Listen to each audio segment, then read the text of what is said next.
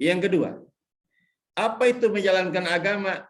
Meninggalkan apa yang dilarang Allah. Sudah kita meninggalkan apa yang dilarang Allah? Tanya diri kita masing-masing. Banyak larangan-larangan Allah Subhanahu wa ta'ala dalam berbuat maksiat dan lain sebagainya. Sudahkah kita tinggalkan? Nah, kalau udah, berarti kita termasuk orang yang bertakwa.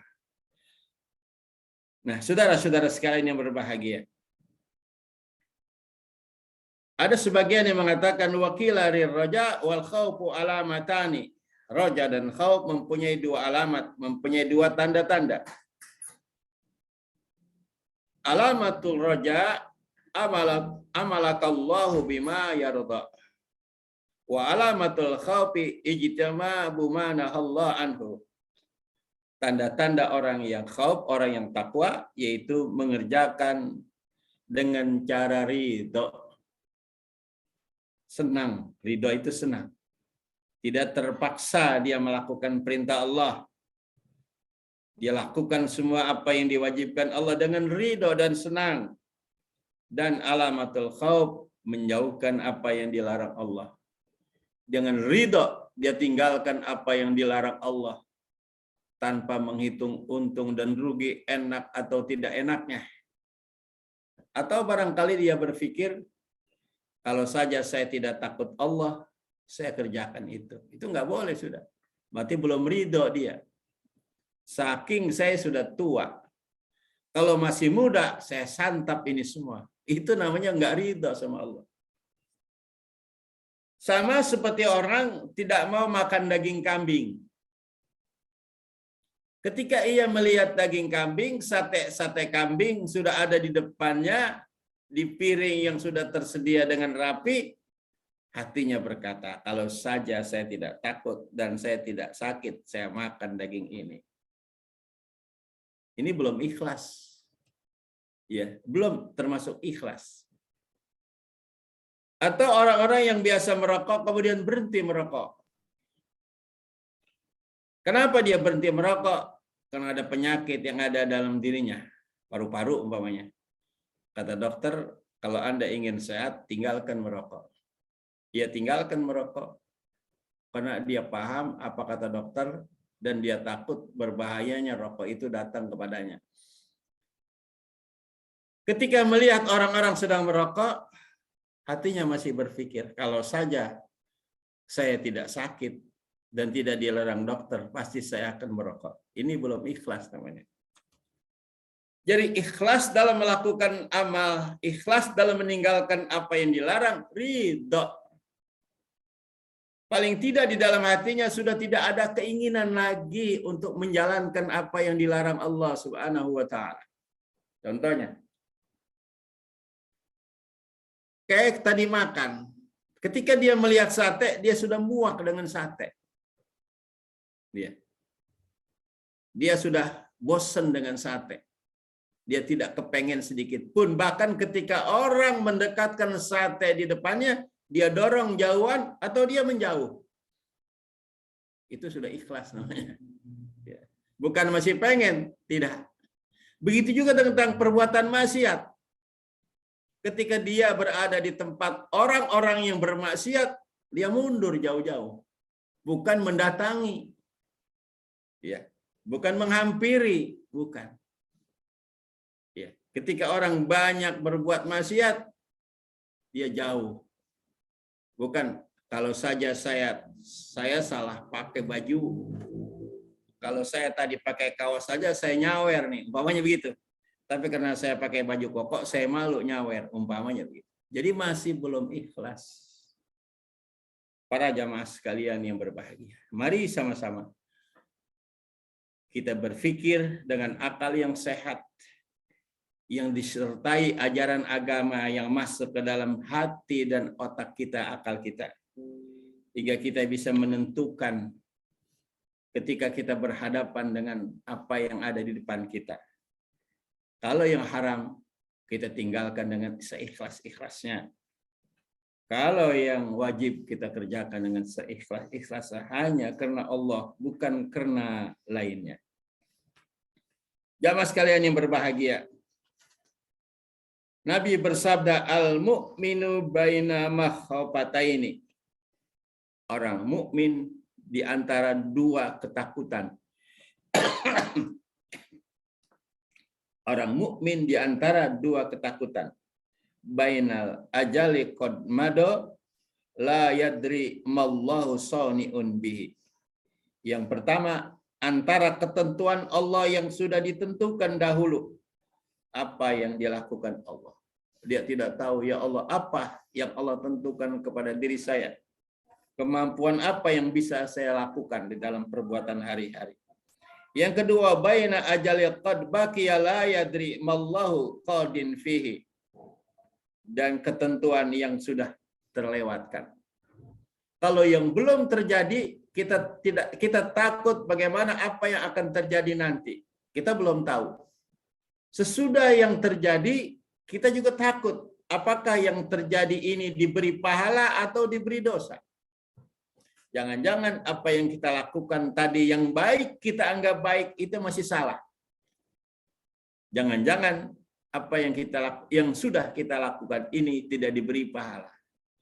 Jangan-jangan apa yang perilaku kita masa lalu banyak dosa yang belum terampuni Allah Subhanahu wa taala. Itulah sifat orang-orang yang bertakwa. Jadi sifat orang-orang yang bertakwa selalu ada rasa khawatir dan takut tentang kondisi yang lalu dan kondisi yang akan datang. Karena dia berharap pada Allah dan takut pada Allah Subhanahu wa taala. Kemudian saudara-saudara sekalian, fal yatazawwad il abdu min nafsihi li nafsihi. Hendaklah bekalilah, carilah bekal seseorang hamba dari dirinya. Cari bekal. Jadi potensi yang ada di dalam diri kita, jadikan bekal. Potensi waktu yang sedang kita dapati, umur kita masih ada, masih panjang, kesempatan ada, kita sehat, duit kita masih ada. Lakukan itu, kesempatan itu gunakan untuk berbuat baik buat diri kita. Gitu maksudnya. Fal yatazawwadil abdu min nafsihi li nafsihi. Gunakan apa yang ada pada diri kita. Harta, diri, kemampuan, sehat, semua ini umur yang ada pada kita, gunakan selalu untuk bertakwa dan berbuat baik untuk diri kita sendiri, bukan untuk orang lain. Wa min dunyahu li akhirati, dan dari urusan dunianya kepada akhiratnya.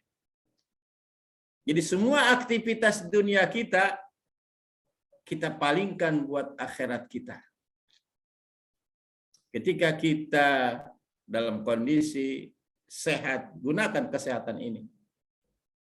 Ketika kita dalam urusan duniawi, niatkan untuk akhirat kita. Hasil dari yang kita dapatkan untuk duniawi, gunakan untuk akhirat kita. Selalu ditutup untuk akhirat kita. Jauhi maksiat. Kalau kita sedang melakukan amal perbuatan di acara-acara tentu, jangan sampai kita ada perbuatan yang maksiat kita lakukan di dalam acara-acara yang kita lakukan. Itu kita mesti ada rasa takut. Lalu saudara-saudara sekalian, fawallazi nafsi Muhammadin biyadihi ma ba'dal mauti musta'tab wa ma ba'dad dunya min daril akhirah minal jannati wan nar. Maka demi Allah yang diriku ada di tangannya, kata Nabi. Apa yang terjadi sesudah kehidupan ini adalah satu kematian. Apa yang terjadi sesudah kehidupan kita ini, aktivitas siapapun kita, apapun kita, siapapun kita dalam hidup di dunia ini, jabatan kita, pekerjaan kita, fungsi kita, semua status kita hidup di dunia, pasti diakhiri dengan kematian. Yang jadi RT, jadi RW, jadi rakyat, jadi pejabat, jadi presiden, jadi menteri, yang preman, yang semua apa saja, diakhiri dengan kematian, kata Nabi. Wa ma ba'dad dunya min darin illal jannah awin nar. Kemudian sesudah kematian, sesudah manusia kembali, lepas dia dari kehidupan dunia, kematian datang. Di mana tempatnya? Illal jannah awin nar. Kecuali dia masuk surga atau masuk neraka. Ini yang perlu kita khawatirkan dan kita takuti. Kalau kita nanti dipanggil Allah Subhanahu wa taala, masuk surga atau masuk neraka. Jamaah sekalian yang berbahagia, jawabannya itu ada pada amal kita masing-masing. Kalau Anda di dunia bercocok tanam, mempunyai ladang, yang Anda sebar adalah benih jagung, pasti nanti Anda panennya jagung. Artinya kalau Anda pengen panen jagung, sebarlah benih jagung. Kalau Anda pengen panen buah mangga, sebarlah biji-biji benih-benih mangga. Baik dari benih atau dari cangkokan-cangkokan mangga. Pasti buahnya mangga. Kalau Anda pengen duren, buahnya duren. Tanamlah pohon-pohon duren. Itu yang rasio secara akal begitu. Tapi tidak mungkin Anda menanam duren nanti buahnya mangga atau buahnya jagung. Itu nggak rasio, saudara-saudara. Nah, tidak mungkin kalau Anda di dunia ini berleha-leha, banyak perbuatan maksiat, tidak melakukan amal ibadah kepada Allah, masuk surga. Nggak mungkin, saudara. Dari mana mungkin? Dalam faktanya hari-hari ibadah, tidak sholat, tidak ngaji, tidak bermaksiat terus, dan belum mau bertobat sampai kematian datang tiba, pengen masuk surga. Nah ini saudara. Jadi mari gunakan akal kita yang rasio, ya. Gunakan rasio akal kita yang baik. Ada orang yang berpikir, lah kalau soal surga kan itu hak Allah. Benar. Biar kita nggak sholat, biar kita maksiat, nanti kalau kita masuk surga, kenapa sih? Yang sudah sholat rapi, yang sudah ibadah rapi juga belum tentu masuk surga. Ini ucapan orang-orang yang dungu. Ucapan orang-orang yang tidak berakal. Ya. Sama, udah mari kita tanam jagung. Nanti insya Allah berbuah duren. Allah kuasa membuat pohon jagung berbuah duren. Jadi ucapan-ucapan seperti itu adalah ucapan-ucapan syaitan yang sudah bersemayam di dalam jiwa dan diri manusia itu sendiri. Jadi orang yang berakal adalah orang yang waras, orang yang berpikir yang benar. Tidak hayal, tidak disertai oleh syaitan. Makanya tadi mana akil? Man afdalan nas al-akil. Man a'badan nas al-akil. Siapa manusia yang paling baik? Adalah orang yang akil, yang pintar, yang berakal. Siapa manusia yang beribadah paling baik? Orang yang berakal. Jadi yang dasar ibadahnya berdasarkan ilmu dan iman. Bukan berdasarkan hawa nafsu yang disetir oleh syaitan dengan ucapan-ucapan yang masuk di dalam hatinya. Nggak apa-apa kita nggak ibadah. Allah siap masukkan kita ke dalam surga. Nauzubillah min dzalik. Walaupun Allah mampu dan bisa melakukan itu, tapi saudara-saudara ingat, Allah berbuat adil. Artinya keadilan Allah nanti di akhirat, Ar-Rahman dan Ar-Rahim. Ar-Rahman keadilan Allah di dunia. Bismillahirrahmanirrahim. Bersama Allah yang Maha Pengasih di dunia dan Maha Penyayang di akhirat. Pengasih di dunia siapa saja orang yang di dunia, semua makhluk Allah dikasih. Yang ibadah, yang tidak ibadah, yang maksiat, yang tidak maksiat dikasih sama Allah. Termasuk binatang-binatang dikasih, semua dipenuhi kebutuhan-kebutuhan yang Allah ciptakan di dunia ini. Tapi Ar-Rahim di akhirat. Allah penyayang di akhirat kepada mereka yang taat kepadanya waktu di dunia. Orang-orang yang taat kepada Allah di dunia, dia akan dapat rahim di akhirat. Sesuai dengan keadilan dan janji Allah Subhanahu wa taala. Wa uzlifatil jannatu lil muttaqin wa burrizatil jahimu lil ghawin. Kami siapkan surga buat orang-orang yang bertakwa, dan juga kami siapkan neraka buat orang-orang yang berbuat jahat. Ma'asyiral muslimin yang berbahagia. Wa ma ba'da dunya bin darin illal jannah awin nar. Ini yang perlu kita pikir, saudara. Yang perlu kita pikirin, ya. Sesudah kehidupan dunia, nanti kita akan hidup lagi.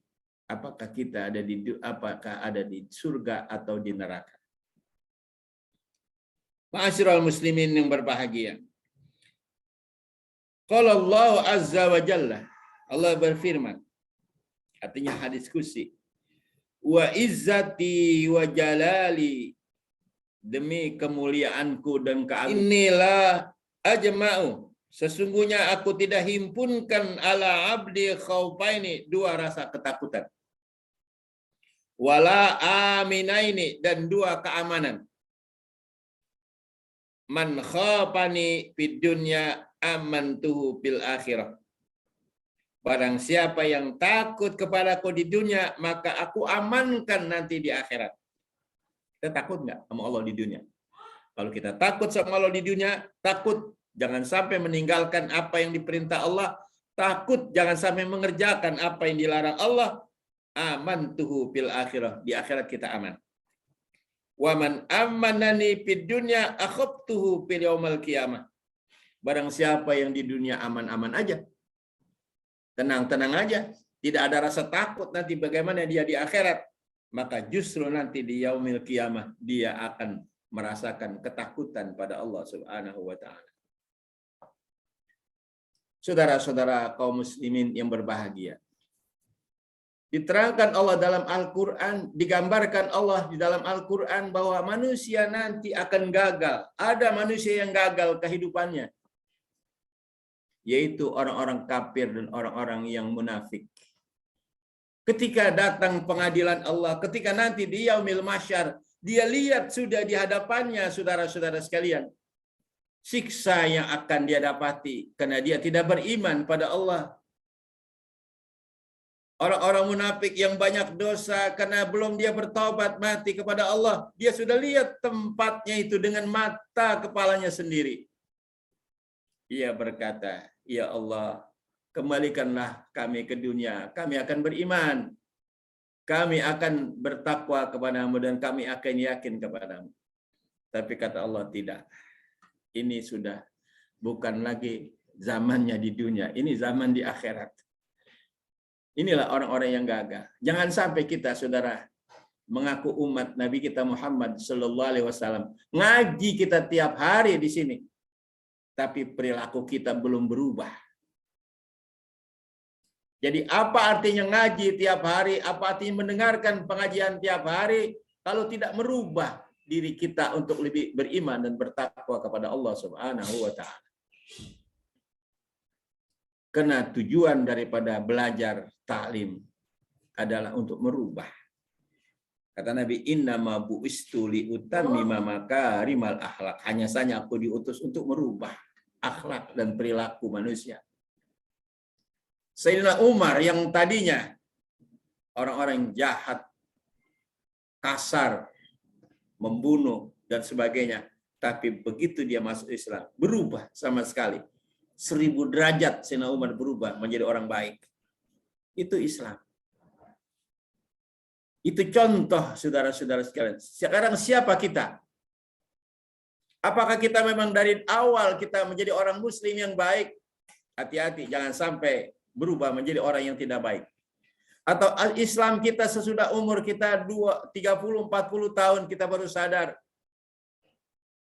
masa lalu kita adalah masa lalu yang telah kita lakukan.